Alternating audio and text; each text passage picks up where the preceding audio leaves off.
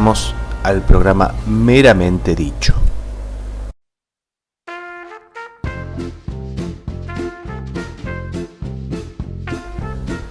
Bueno, en este segmento donde vamos a hacer este catálogo de 3 animales fantásticos, nos remitimos al libro de Julio César Gascón, del Arcón de mis recuerdos, que claro, uno parece que estuviera leyendo a Cervantes, porque tiene una manera diferente de componer las frases, ya que está escrito en 1950. Habla del 1900 en 1950. Es espectacular verlo, pero a veces cuesta entender algunos dichos. En este caso vamos a hablar del Zaino de Luro, el caballo de Pedro Luro, que le salvó la vida, pero de una manera muy particular. Entonces nos dice Julio César, y no es ni Falcioni ni el emperador, sino que es Gascón, nos dice que cuando Pedro Luro hizo con Valdés, el oscuro Valdés le decían, aquel conocido negocio sobre la hacienda San Cipriano, ahí donde, en la Loma del Paisano, bueno, parece que Luro en esa estancia tenía tanto terreno, Pedro, para recorrer y para organizar y para trabajar, que muchas veces se iba a dormir al raso, como se decía en ese momento, que era irse a dormir ahí, a la intemperie. Algunas veces con capataces de su estancia, y a veces solo, Solari se iba. En una de esas veces que él se fue allí solo, unos forajidos ingresaron a ese terreno y se le pararon como para pelearlo. Pedro Luro tenía un temperamento muy fuerte y muy valiente, alcanzó a dejarle una linda marca a uno de los forajidos con un hachazo en la oreja, y como hachazo de zurdo, dice acá Julio César Gascón, porque Luro era zurdo, y al otro también lo abarajó un poco, lo sacó carpiendo a los dos del terreno. Sin perder el tiempo y a la huida de los malhechores, Luro se hizo vendar fuertemente la herida, que la verdad es que le emanaba con abundancia, estaba complicado. Bueno, él los quería sacar, los quería perseguir a los malhechores, pero ahí los capataces le dijeron, por favor, Pedro, usted está loco, váyase a atender.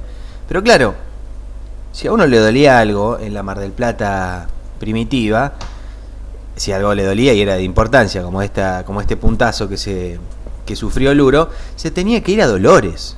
40 leguas, nos cuenta Gascón, de viaje en este zaino especial.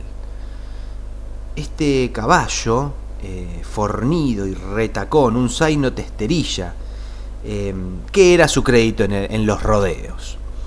Como les decía, las 40 leguas que distaba Dolores las recorrió en el zaino a tranco, trote y galope, dándole Luro ligeros resuellos y permitiéndole además en breves momentos poder refrescarse en algún arroyito que cruzaban de a miles lo que hoy es la Ruta 2, ¿no? Por supuesto, uno va en la Ruta 2 hoy y todos estos canales, arroyos y pequeños ríos y lagunas nos pasan por abajo, pero en ese momento había que pasarlos, ¿no? Toda una epopeya.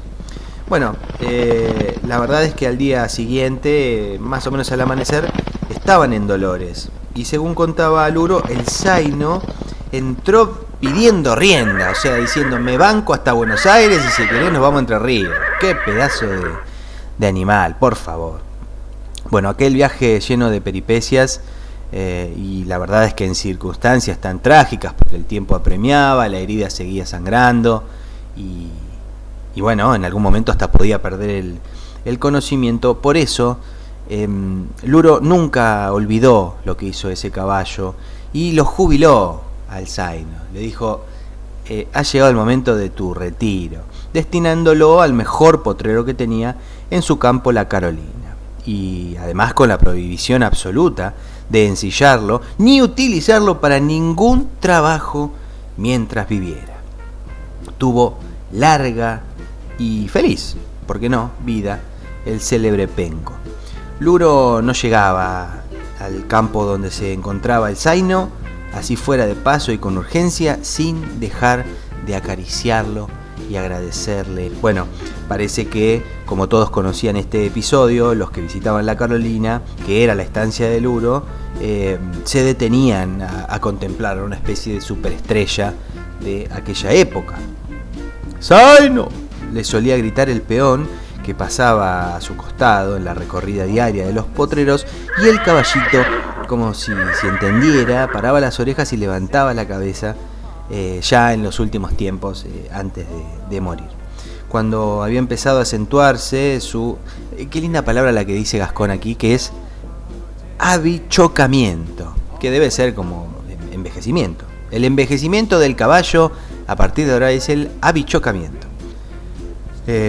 Contaban los tropilleros que cuando echaban los caballos al corral, el zaino viejo, como le decían todos, venía siempre en la punta del pelotón, con la arrogancia del que se sentía decano en la caballada. Ahí tenés un líder, un macho alfa. Al regresar al potrero donde se hallaba confinado, también trataba de ganar la punta, atropellando en tanto y en cuanto a todos los caballos que tenía cerca. Era una especie de personaje. Me hubiera encantado ver a ese caballo.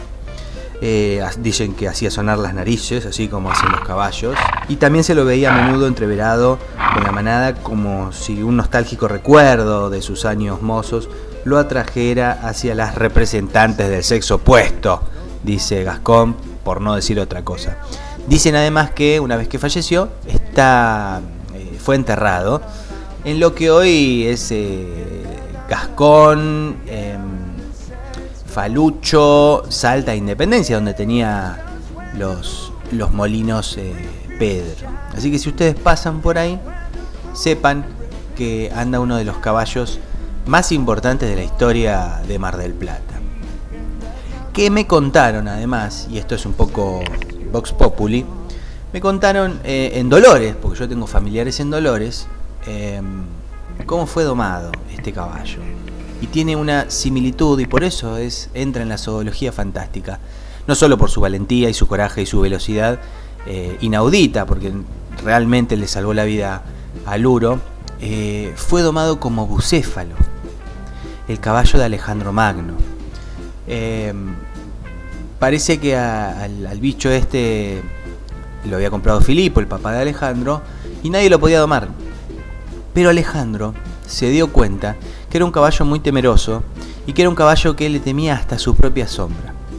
Así fue que Alejandro le levantó la cabeza para que no vea su sombra, y siempre casi mirando al sol lo empezó a domar. Me parece una historia increíble que un caballo así haya sido domado como este zaino hermoso de Pedro Luro. Dicen que había una descendencia de Bucéfalo, y que un rey de Bactria, ahí en Armenia o en Punjab, que es India hoy, que es donde terminó llegando Alejandro, se jactaba de tener la estirpe de Bucéfalo entre sus caballerías, y por una infidelidad la mujer le mató todos sus caballos.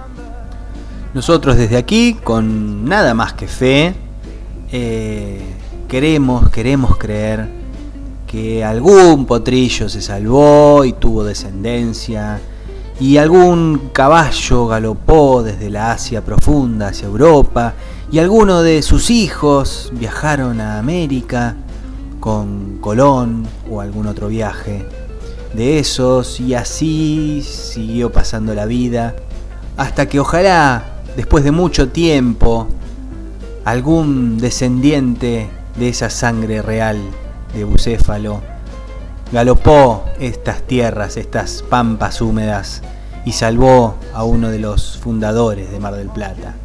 En este caso fue para Pedro Luro su Bucéfalo, y para nosotros el final de esta historia.